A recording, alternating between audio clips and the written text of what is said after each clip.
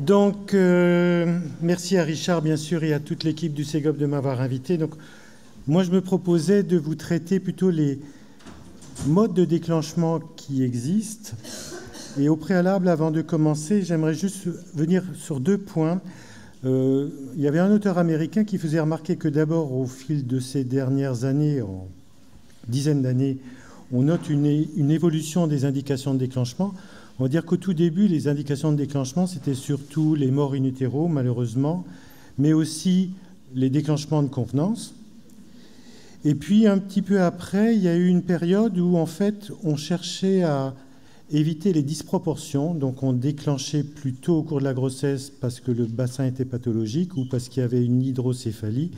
Et vous savez que même avant que moi je sois interne, il y a eu une période où on déclenchait les diabètes avant terme, de peur de la macrosomie diabétique. Et puis maintenant, comme Adrien l'a un petit peu dit avant, on a tendance à avoir des déclenchements beaucoup plus, dont les indications sont beaucoup plus réfléchies et justifiées, avec des RPC ou des recommandations de l'HAS, que ce soit pour la prééclampsie par exemple, ou le dépassement de terme. Deuxième point, c'est la manière de comparer l'efficacité d'un déclenchement. Vous voyez par exemple dans ce papier qui montre bien que c'est un sujet d'actualité, hein, c'est le dernier tome de l'American Journal, il se pose la question de comment définir un échec de déclenchement. Et on va dire qu'il y a souvent dans les comparaisons que je vais vous montrer l'utilisation du score de Bishop. Bon, ça permet aussi de définir quelles sont les populations qui sont déclenchées. On est presque tous d'accord pour dire qu'on utilise plutôt le Syntho pour des bishops favorables et puis d'autres méthodes de maturation cervicale pour les bishops défavorables. Et puis ensuite, on va utiliser pour comparer les méthodes de déclenchement, soit les échecs de déclenchement. Dans cette étude, c'était les dames qui restaient à 4 cm ou moins, ou bien le taux de césarienne. Et vous voyez d'ailleurs ici combien le Bishop, effectivement, est un paramètre qui permet de prédire un petit peu le pronostic, puisque quand on a un mauvais Bishop, eh ben, que ce soit chez les primis ou chez les multipares, on va avoir des échecs de déclenchement beaucoup plus importants ou des taux de césarienne beaucoup plus importants. Alors, quand j'ai voulu m'attaquer à ce topo, au départ, en fait, je me disais que j'allais surtout parler des ballonnets et des prostaglandines, parce que c'est un sujet qui est en train de changer, je crois, dans toutes les équipes françaises en tout cas, avec l'arrivée des ballonnets qui ont été fabriqués pour ça. Donc on a une AMM maintenant pour les ballonnets, pas comme les sondes de Foley qui n'avaient en fait pas du tout l'AMM pour être utilisées dans le déclenchement. Et puis devant l'assemblée que j'ai aujourd'hui devant moi, je me suis dit que je ne pouvais pas ne pas parler des autres méthodes de déclenchement. Donc ce que je vais essayer de faire, c'est de vous montrer un petit peu ce qui existe dans la littérature comme argument pour certaines méthodes qui sont moins fréquentes, mais qu'on trouve dans tous les bouquins. Et puis, il y a deux cas particuliers qui nous font beaucoup de soucis à tous. C'est le problème du déclenchement chez la femme obèse et sur utérus cicatriciel, donc on fera un petit aparté là-dessus. Alors, on va commencer par les herbes médicinales. Vous voyez que c'est des fleurs qui sont très belles. Vous en avez peut-être dans vos jardins, donc regardez si peut-être vous n'en avez pas. Alors, si on regarde les bouquins anglo-saxons, vous allez trouver surtout ces quatre plantes ou fleurs. Il y a quand même la feuille de framboisier qui est assez banale. Malheureusement, il n'y a aucune étude publiée pour justifier l'utilisation de ces herbes médicinales. Après, il y a d'autres études. Alors, la première, c'est castor oil. Alors, castor oil, elle pose problème. Pourquoi? Parce que la vraie traduction de castor oil, c'est l'huile de ricin. Ce n'est pas du tout l'huile de castor. Non, mais on va y venir. Alors, l'huile de ricin, c'est effectivement un purgatif. On dit même que, si vous regardez sur Wikipédia, vous verrez que les chemises noires de Mussolini l'utilisaient en le donnant à leurs adversaires pour les humilier en leur provoquant des diarrhées profuses. Donc, ça donne des diarrhées. Après, il y a un mélange de genres avec le castor oil et le castoreum. Alors, le castoreum, effectivement, ça existe. C'est une huile qui est obtenue à partir des glandes périanales du castor. Alors, si vous regardez sur Wikipédia, vous verrez que Les Romains pensaient que c'était un agent abortif. Après, il y en a certains qui l'ont utilisé dans l'épilepsie ou d'autres situations. Mais enfin, ça n'a rien à voir. Normalement, c'est plutôt l'huile de ricin. Alors, bain chaud. Moi, je pensais que le bain, où j'entendais mes collègues sages-femmes dire toujours, le bain, c'est bien pour voir si elle est vraiment en travail. Donc, je la mets au bain. Si après un bain, elle n'a plus de contraction, c'est qu'elle n'est pas en début de travail. Il n'y a aucune étude qui a parlé de l'utilisation du bain chaud dans le déclenchement. Et puis le lavement, alors c'est vrai qu'à une époque on utilisait le lavement, mais là pareil, je n'ai pas d'études, et puis je me suis dit je ne vais pas vous mettre une image sur le lavement, je vous épargne. Alors on passe à l'homéopathie. Homéopathie, alors là je vais être très standard, on va utiliser la Cochrane Database. Vous voyez qu'il y a une seule étude, 40 patientes, et vous pouvez regarder tous les critères de jugement, il n'y en a aucun significatif, donc je ne peux pas vous dire que l'homéopathie sert à quelque chose, surtout parce qu'il n'y a pas d'études. Ensuite, l'hypnose. Alors l'hypnose, je me suis dit, je vais le mettre parce que comme ça, je vais vous mettre une belle vidéo. Alors, on pourrait essayer pendant quelques secondes de voir si ça marche avec certains d'entre vous. On va continuer. Alors, la Cochrane Database dit qu'il n'y a pas d'études. Alors, j'ai quand même cherché un petit peu. Je vous ai trouvé un papier de 87 qui regardait un petit peu si les déclenchements marchaient à moins de 24 heures, 48 heures, 72 heures. Ce n'est pas significatif, il n'y a pas de différence. Vous voyez qu'à 72 heures, on a 52%, 55%, il n'y a pas de différence. Ensuite, il y a l'acupuncture. Alors là, par contre, il y a de la littérature, il y a aussi beaucoup d'images drôles. Alors, je vais vous montrer les résultats de la Cochrane Database que pour les études avec les deux petits schémas d'en bas, c'est-à-dire on prend une vraie aiguille ou bien on prend ce qu'ils appellent une chain needle, qui est en fait une aiguille de simulation qui ne descend pas aussi profondément. Si vous regardez, je pense que c'est la membrane basale, ça ne descend pas aussi loin. Mais enfin, ça fait un peu sérieux, puisque la dame croit qu'elle est piquée, mais elle n'est pas piquée vraiment comme en acupuncture. Alors là, par contre, on a un effet significatif, que ça soit sur le score de Bishop ou sur la durée du travail, effectivement, il y a une amélioration grâce à l'acupuncture. Alors après, on peut être un peu déçu, ça ne change rien au taux de césarienne et ça ne change rien au recours à une autre méthode de déclenchement. On passe à la stimulation mamelonnaire. Alors là, vous savez qu'on a un raisonnement physiopathologique qui dit que la stimulation mamelonnaire provoquerait des contractions utérines par une sécrétion endogène d'ocytocine. Ça m'a ramené longtemps en arrière, parce que quand j'étais jeune interne, dans l'équipe de Gandhar, mon copain Meuglin travaillait sur la stimulation mamelonnaire. Alors là aussi, on a un effet significatif.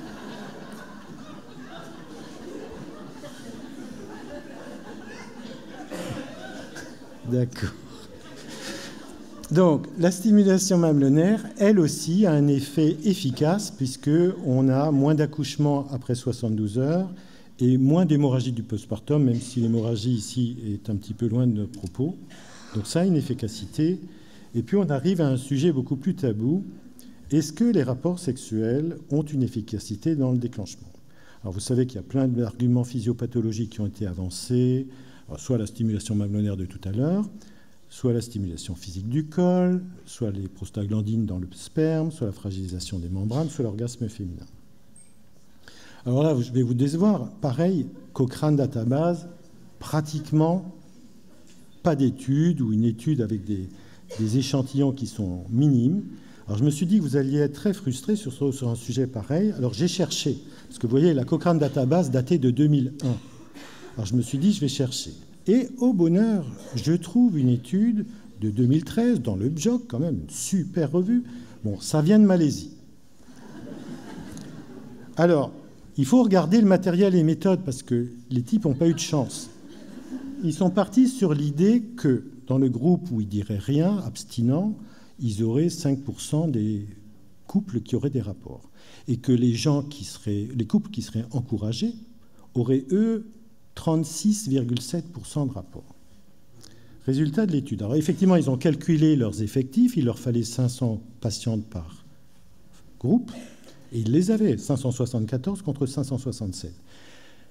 Mais ils ont été très surpris parce que dans le groupe qui était encouragé, il y avait 85% de rapports, Mais dans le groupe témoin, il y avait aussi quasiment 80% de ratés. Donc du coup, les pauvres, je suis très triste pour eux, mais du coup, ils ne sont pas arrivés à montrer la différence significative. Du coup, vous voyez que dans le déclenchement, ils avaient 22% contre 21% et finalement pas de différence significative. Donc l'étude a été ratée parce qu'en fait, ils avaient mal calculé leur coût, si je peux dire. Le décollement des membranes. Alors, pas avec un doigtier comme ça, mais comme je le trouvais joli, je me suis dit, je vais le mettre. Alors, Boulevin a fait une méta-analyse là-dessus. Effectivement, le décollement des membranes permet de réduire les patientes qui ne sont pas en travail ou qui n'ont pas accouché après 48 heures. C'est significatif. Et pareil, si on voit les patientes aux alentours de 40, 41, 42 semaines, il y a moins de patientes qui dépassent les 42 semaines quand on les a décollées. Par contre, ça permet aussi d'utiliser moins une autre technique de déclenchement. Donc on peut éventuellement imaginer qu'on décolle d'abord et si ça ne marche pas, on va utiliser une autre méthode de déclenchement. Par contre, vous savez que c'est mal vécu par les patientes, ça c'est significatif aussi.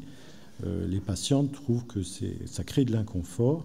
Et puis un autre problème un petit peu qui existe, c'est que ça donne aussi plus de saignement, donc plus d'inquiétude. Donc c'est vrai que c'est deux éléments qui font que ça nous dérange quand même un petit peu. Alors on passe à des produits qui sont beaucoup plus classiques et plus récemment évalués. Alors tout d'abord le RU.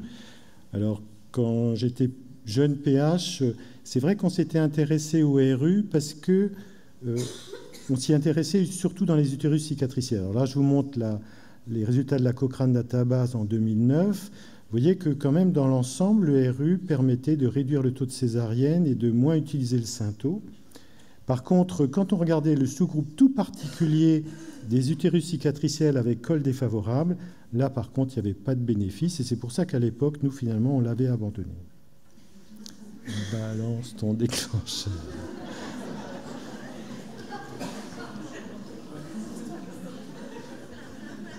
Alors, après, il y a les études sur le NO. Alors, les études sur le NO, il y en a beaucoup. L'avant-dernière, celle de Schmitz, c'est une étude française multicentrique qui n'avait pas montré de bénéfice. Et vous voyez qu'effectivement, les utilisateurs de NO, quelles que soient les études ou le résultat de la méta-analyse, ne trouvent pas de bénéfice en termes de taux de césarienne.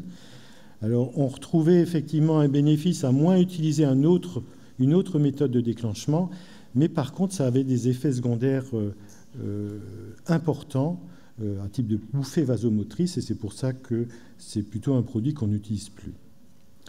Et on arrive au sujet qui m'intéressait le plus, c'était prostaglandine et ballon. Alors on va tout d'abord, j'ai trouvé ce papier qui est tout récent, qui est le papier d'une équipe japonaise. Même si c'est une étude observationnelle, je trouvais intéressant de la montrer parce que vous voyez qu'il y a des effectifs tout en bas sur la dernière ligne qui sont impressionnants, donc il y a c'est quand même intéressant. Ce que vous pouvez voir, c'est que dilapan ballonné gonflé à moins de 40 ou ballonné gonflé à plus de 40, on a le même taux de voix basse spontanée. On va dire qu'il y a peut-être un petit peu plus d'extraction instrumentale dans le groupe ballonné par rapport au dilapan. Et puis, bien sûr, quand on est tout du coup obligé d'utiliser plusieurs méthodes, là, par contre, ça marche moins bien. C'est pour ça qu'il y a moins de voix basse spontanée. Et on passe aux comparaisons qui m'intéressaient le plus. Donc, voici une première étude qui comparait 3 techniques, simple ballonné, double ballonné ou gel de prostaglandine. Que des grossesses uniques à plus de 36 semaines non cicatricielles avec un mauvais bishop entre 0 et 4. Qu'est-ce que ça donne ? Vous voyez qu'il n'y a pas de différence entre prostaglandine et ballonné en termes de voix basse spontanée. Par contre, vous voyez qu'il y a un petit peu plus de césarienne pour tracé pathologique dans le groupe prostaglandine. Et c'est ce qu'on retrouvait un petit peu dans les effets secondaires de cette étude, c'est qu'il y avait aussi plus d'hyperstimulation qui allait bien avec les anomalies de tracé qu'on a vues avant. Alors, je vous ai surtout montré cette étude parce que c'est la seule que j'ai retrouvée où on avait une évaluation de ce que ressentaient les patientes. Alors, si vous regardez bien, vous voyez que les douleurs lors de la pause étaient plus importantes avec les ballonnets, et c'est vrai que c'est un petit souci qu'on a. Par contre, après, pendant le déclenchement, il y avait plutôt plus de douleurs avec les prostaglandines, mais que finalement, quand on demandait aux patientes comment elles avaient trouvé leur déclenchement, il n'y avait pas de différence entre les deux méthodes. Et puis, bien sûr, il faut parler de l'autre étude qui est un peu l'étude référence, qui est la grosse étude hollandaise du Lancet, qui est une étude, on peut regarder un petit peu comment il déclenchait.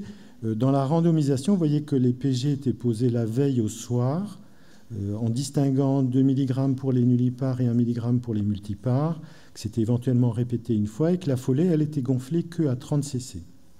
Et que dès que le Bishop était bon ou qu'elles perdaient leur ballonnet, ben c'était rupture des membranes, Sainteau. On y reviendra après. Alors, qu'est-ce que ça donne? Sur la première ligne, vous voyez qu'il n'y a pas de différence significative en termes de taux d'accouchement spontané, de voix basse spontanée.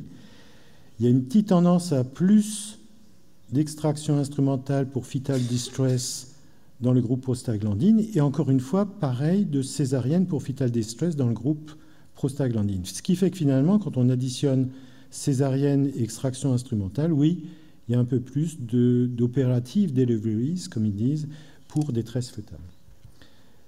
Alors, il y a M. Du qui a fait une méta-analyse qui est sortie dans le BJOG. On retrouve les deux études que je viens de vous montrer, celle de Penel et celle des Hollandais. Ce qu'on peut voir, c'est qu'il n'y a pas de différence en termes de voix basse, de taux de voix basse dans les 24 heures. C'est pareil. Il n'y a pas de différence en termes de césarienne. Par contre, ce qui soulignait, c'est qu'il y avait un peu plus d'hyperstimulation avec les prostaglandines et aussi, comme on l'a dit déjà un petit peu avant, un petit peu plus de transfert en unité de soins intensifs des enfants dans le groupe prostaglandine. Alors, je voudrais juste encore voir un dernier point, c'est l'importance du moment des ruptures de membrane quand on a obtenu la maturation cervicale. Alors, c'est un petit peu toujours les mêmes patientes. On va juste voir que dans cette étude, ils ont randomisé quand ils avaient fini la maturation cervicale. Et parfois, alors quand ils tiraient au sort rupture précoce, ils rompaient avant 4 cm, et quand ils tiraient au sort rupture tardive, c'était après 4 cm. Alors, en haut, en bleu, vous avez les différentes méthodes qui étaient utilisées, l'ocytocine, le misoprostol, le prostaglandine ou la follet. Et puis vous voyez qu'effectivement, dans le groupe early amniotomie, c'était à peu près à 3 cm. Standard thérapie, c'était plutôt à 7 cm. Alors quand on regarde, ben voilà les résultats. Vous voyez que finalement, quand on rompait plus tôt, ben oui, on gagnait 2 heures. Ça, c'est pas trop surprenant. Ce qu'on peut voir, c'est qu'on avait aussi plus d'accouchements dans les moins de 24 heures et que pour autant, on n'avait pas plus de césarienne dans les early amniotomies que dans les ruptures tardives. Donc finalement, rompre plus tôt était plutôt favorable et n'induisait pas plus de césarienne. Alors on arrive aux 2 cas particuliers, et tout d'abord les obèses. Alors j'ai un premier point que je veux vous montrer, c'est qu'il faut tous qu'on soit bien conscient que quand elles sont obèses, on va de toute façon avoir plus d'échecs de déclenchement. Alors vous avez là une étude qui vient de Cincinnati. Je dirais qu'il n'y a que les Américains pour arriver à réunir des populations d'obèses aussi importantes. 5300 patientes pour les BMI entre 35 et 40, 3600 patientes pour les BMI au-dessus de 40. Alors on peut regarder d'abord les 2 trucs de gauche. Vous voyez que les obèses ont indéniablement un taux d'échec de déclenchement qui est bien plus important que les femmes à poids normal. Et puis si on regarde en fonction du BMI, vous voyez que c'est régulièrement croissant. Et si on regarde par sous-groupe, c'est-à-dire par exemple les patientes en violet pâle, c'est celles qui ont déjà eu une voix basse réussie, ou celles qui n'ont pas eu une voix basse réussie, celles qui sont primies, et puis ensuite celles qui vont accoucher d'un enfant de 4 kg ou de 4,5 kg, et bien chaque fois ça augmente dans chaque sous-groupe en fonction du BMI. Alors ils vous ont aussi calculé les odds ratios, et vous voyez que quand on passe d'un BMI de 30-35 à un BMI à plus de 40, on passe de 1,85 à 2,89 de risque d'échec de déclenchement. Alors, les gens qui vendent Cook m'ont filé bien sûr le papier un petit peu avant.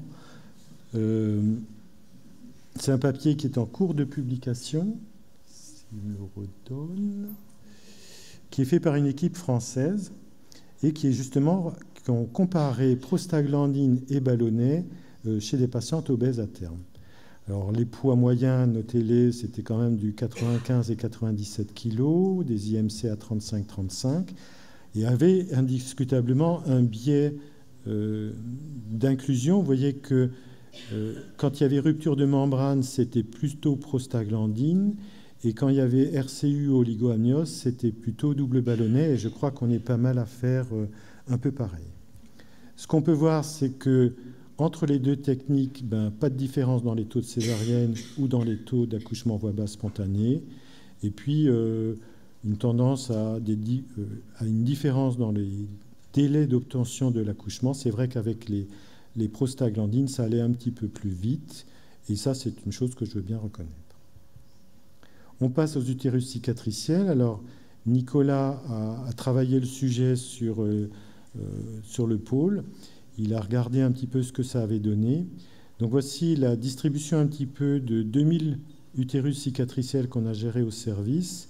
Vous voyez que quand, dans à peu près 39%, on faisait une césarienne programmée, que quand les patientes entraient en travail spontanément, on avait un taux de césarienne de 21%, que quand le col était assez favorable et qu'on déclenchait au synto, on avait aussi 20%.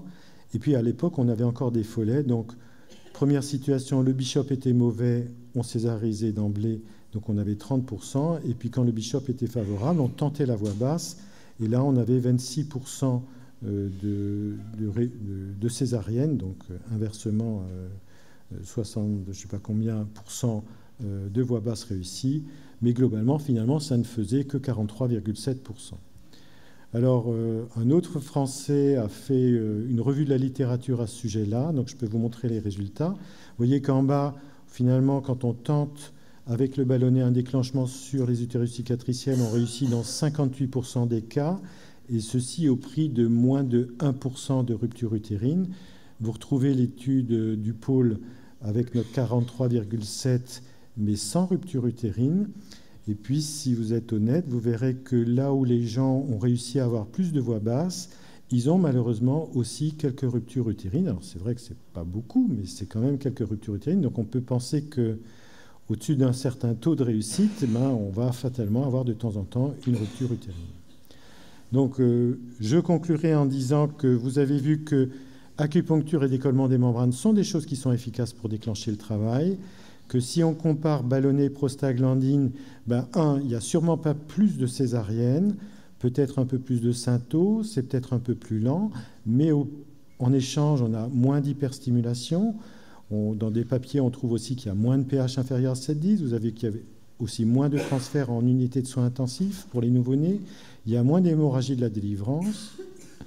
Il y a une satisfaction qui est identique sur les patientes. Alors, après, pour avoir recueilli ça un petit peu au sein du service, les sages-femmes comme les internes ou les chefs me disent « Oui, mais tu sais, les PG, ça brûle aussi, les patientes, c'est vraiment pas agréable pour elles. » Alors que moi, je pensais que c'était surtout les ballonnets qui étaient désagréables pour les patientes.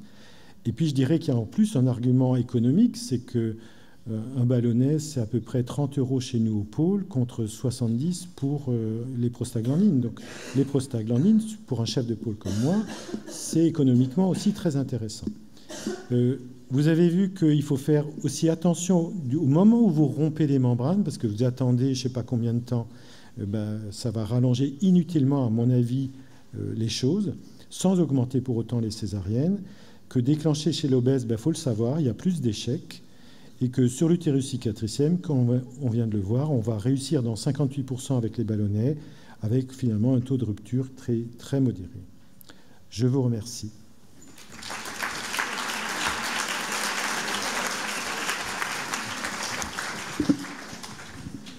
Merci Bruno. Eh bien, Adrien et Bruno sont prêts à répondre à vos questions.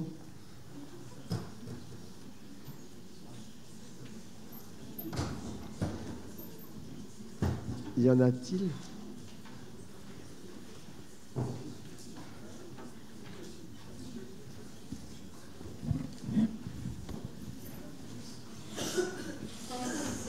Effectivement, j'avais une question à Adrien. En fait, comment est-ce que tu expliques que dans la cohorte californienne, il y a exactement, en cas de déclenchement, 2 fois moins de césariennes ?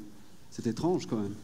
Alors, je l'explique pas parce que il faut être quand même un peu vigilant c'est des cohortes rétrospectives, donc il y a quand même une grande variation. On le voit rien qu'en France, sur une région qui n'est pas forcément incroyablement grande, des grandes variations de pratiques. Donc j'imagine en plus dans une région comme la Californie où tu auras encore plus de variations.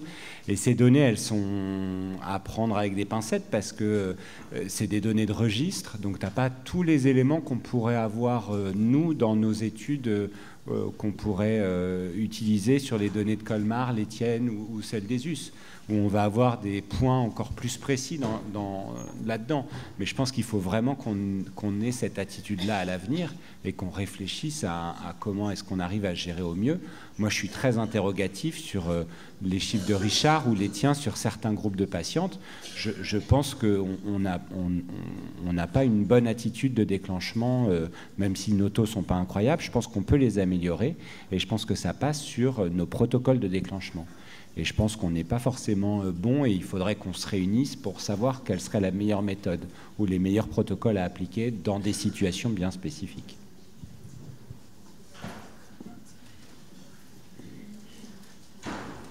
Moi, j'aurais aimé savoir quelles étaient vos indications et vos déclenchements dans les dépassements de terme, si vous vous permettez d'attendre, si en fonction de la quantité de liquide, même au-delà de 41+6, ou si vous êtes... Pardon ? Ah, pardon. Mais je le redemande. On te répondra après le topo. Ouais. Oui, on va pas beaucoup plus loin sur Haute-Pierre. On va pas beaucoup plus loin après 41+5. Généralement, c'est un peu notre limite historique. D'accord. À Haute-Pierre. Oui, Bruno, je voulais te demander un petit peu la place des déclenchements de deuxième ligne. Est-ce que pour toi, il y a une légitimité à les faire ? Tu sais, quand on a mis une couque et donc le col n'est pas si favorable que ça, est-ce qu'on a vraiment intérêt à mettre après du propès ou réciproquement? Voilà, je voulais ta position là-dessus.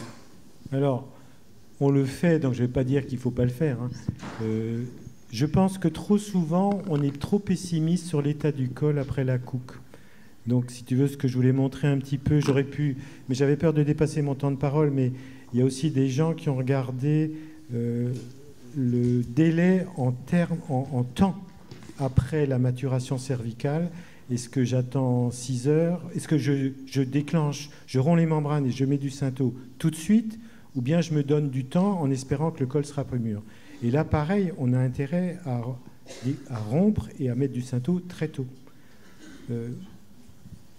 J'ai une équipe, je travaille avec une équipe, je ne veux pas me fâcher avec mon équipe. Donc quand ils ont après mis du propès sur un ballonnet, puisque nous, on est passé quand même beaucoup maintenant au ballonnet, je l'accepte, si tu veux. Mais je ne suis pas convaincu que ça serve à quelque chose. Alors je dirais juste, il y a un autre truc que j'ai vu un petit peu en termes d'expertise médico-légale que j'ai eu à faire. J'ai vu que, par exemple, faire 2 propès l'un après l'autre, c'est pas vraiment recommandé. Donc c'est un peu embêtant en médico-légal quand on met 2 propès l'un après l'autre. Ben, tu as mis un propès et puis au bout de 24 heures ça n'a pas marché, je mets un deuxième propès. 24 heures. Bah nous on le fait en fait. Oui, voilà. Mais c'est pas très recommandé. Je crois que c'est dans le protocole du propès, c'est marqué qu'il faut pas le faire. Ouais. C'est plus quand on en a mis 2 après. Moi j'ai tendance à dire au service, au staff, je dis on change de technique. Donc on a fait de la prostaglandine, ça n'a pas marché, on passe au ballonnet. Ouais. Mais en fait, actuellement, on fait plutôt le contraire. On fait ballonnet et éventuellement propès. Sur la remarque d'Olivier, Cytopro, j'avais participé avec Christophe Vessière et le protocole, c'était 24 heures de maturation. Et le lendemain, quoi qu'il arrive, t'enchaînes, Synto, rupture, voilà, quoi qu'il arrive. Et moi, je reste... Enfin, quand Christophe m'avait dit « on va faire ça », je l'avais regardé avec des jurants en disant « mais ça va hurler ». À l'époque, on faisait 48 heures de cytothèque, on faisait des maturations très très longues. Et il me disait « non, mais on fait comme ça, on fait comme ça ». Quel que soit le bishop, t'enchaînes, rupture PO, ou alors PO parce que tu peux pas rompre, mais t'enchaînes. 24 heures de maturation, t'enchaînes. sur l'étude qui est maintenant terminée, on n'a pas plus de taux de césarienne pour échec de déclenchement que si tu te fais un déclenchement qui dure 5 jours.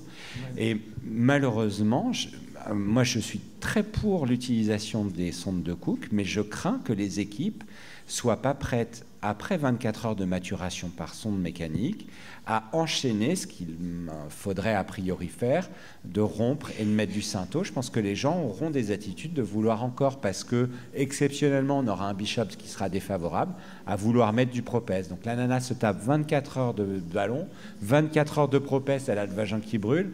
Après, elle ne sera pas satisfaite et elle va parler de violence. C'est un nouvel argument pour vous dire combien je regrette qu'ils partent.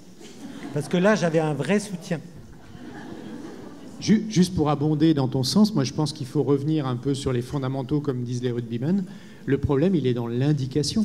C'est-à-dire que s'il y a une indication, une vraie indication médicale à déclencher, je ne peux pas imaginer qu'une femme sur 5 en France relève d'une indication de déclenchement, eh bien cette attitude, elle est logique. S'il y a une indication de déclenchement, il faut aller jusqu'au bout du raisonnement. Donc oui, je suis d'accord avec ça. Mais Adrien, puisque Colmar a des taux de maturation bien meilleurs, on peut leur demander, est-ce ils enchaînent directement au Synto sur cette usée favorable, ou est-ce que vous remettez un propès? Moi, c'est ça que je voudrais savoir. Oui, c'est ça, quels sont demande alors. Voilà. Dans les groupes de Nipita, quel est ton protocole? Et Vincent aussi, quels sont vos protocoles de maturation? Je l'ai dit tout à l'heure, c'est propès x2. Pendant 48 heures, quoi. Mais tu utilises des ballonnets, toi? On utilise des ballonnets quasiment que pour les utérus cicatriciels. Ah oui. Ouais. Pour l'instant encore, mais on y pense, on en parle. Mais...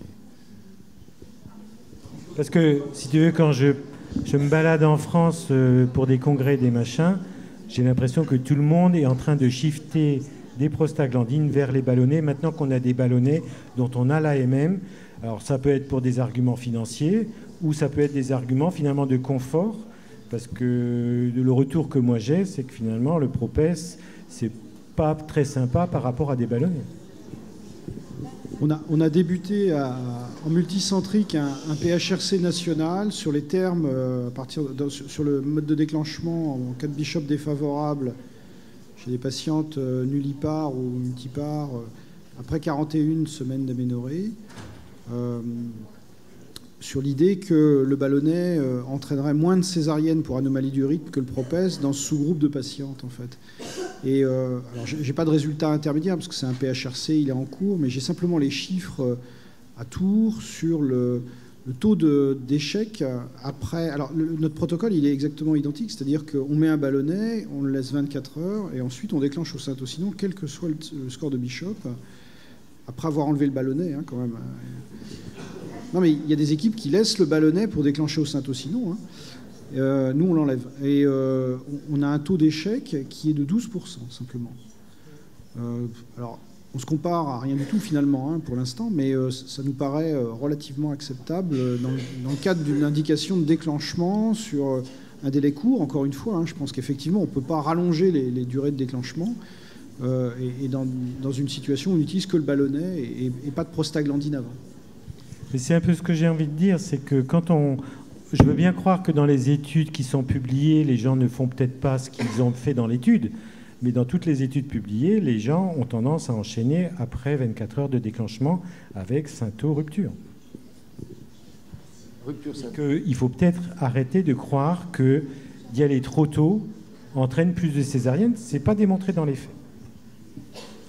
Oui. Et moi, je suis quand même étonnée par les chiffres de Victor Cavillon qui dit qu'il n'y a pas plus de césariennes suite à des déclenchements. Mais justement, ces échecs de déclenchement, après, ça se termine bien en césarienne. Donc il y a quand même plus de césariennes après des déclenchements. Alors non, mais parce que là, tu compares par rapport aux patientes qui se mettent en route spontanément. C'est sûr, ton taux brut de césarienne après un déclenchement, il est plus important que le taux de césarienne après un travail spontané. Ça, c'est sûr, c'est toutes les études qui le montrent en rétrospective. Mais le problème, c'est en pratique, dans la vie de tous les jours de la salle d'ac, tu n'as pas le choix entre je la déclenche ou je la mets en travail spontané, parce qu'elle ne t'obéit pas. Et c'est tout le problème. Les patientes n'obéissent pas. Non, mais l'hypnose, ça aurait été génial. Là, l'hypnose, tu aurais eu le déclenchement versus tu travailles spontané. Mais t'es pas Jedi, moi non plus, malheureusement. Et ça ne fonctionne pas comme ça. Donc tu n'as que la possibilité de déclencher ou d'attendre. Et à ce moment-là, t'attends, tu vas la césariser après parce qu'elle va te revenir avec un HRP, tu l'auras jamais vu. Tu vas attendre et tu vas la déclencher parce que tout d'un coup, elle va développer une HTA.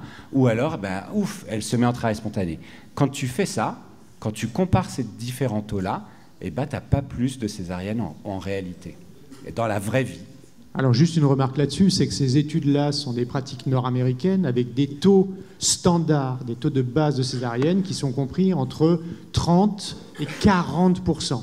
C'est sûr, c'est pas des études byzantines. Moi, je suis très basique, tu sais.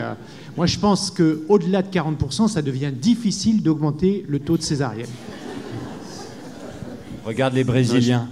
Je suis assez d'accord avec ça parce que c'est l'après-midi, c'est le postprandial, on a un peu du mal, mais quand on dit que le déclenchement n'augmente, je suis assez d'accord avec ce que dit Véronique, n'augmente pas le taux de césarienne, c'est par rapport à quoi? Par rapport à des choses qui ne sont pas comparables. Puisque si tu es obligé de déclencher et elle doit accoucher, et tu ne peux pas la laisser entrer en travail spontané, évidemment tu vas la césarier si elle ne te met pas en travail spontané, si tu as une indication de déclenchement. Eh bien non, parce que même quand tu regardes celle où il n'y a pas d'indication, celle où tu l'as fait un peu comme la césar de convenance qu'on n'aurait jamais fait, mais que tu l'as fait, celle que tu déclenches sans aucune indication, dans les études, elles augmentent oui, pas. Oui, mais ça va être biaisé parce que les déclenchements de convenance, tu vas peut-être pas les faire chez une primipare avec un col, un bishop à 0.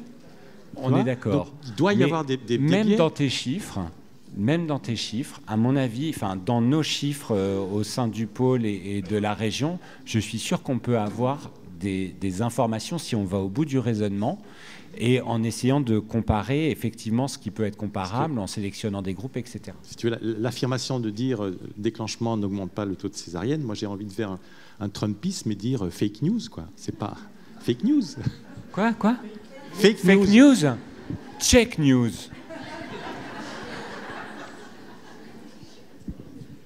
Restons polis, s'il vous plaît. Non, mais c'est volontairement... je te rentre volontairement dans l'art en disant déclencher tout le monde à 39 semaines, je ne le ferai pas.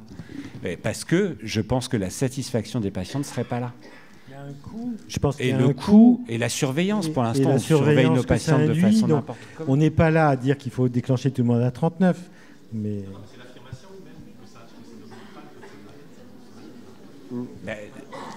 Toutes les études... Patrick Rosenberg, il n'est pas là? Alors, qu'est-ce que tu dis? Toutes les trucs, les randomisés, les trucs te montrent ça. 20 minutes de... Non, mais tout le randomisé te montre ça.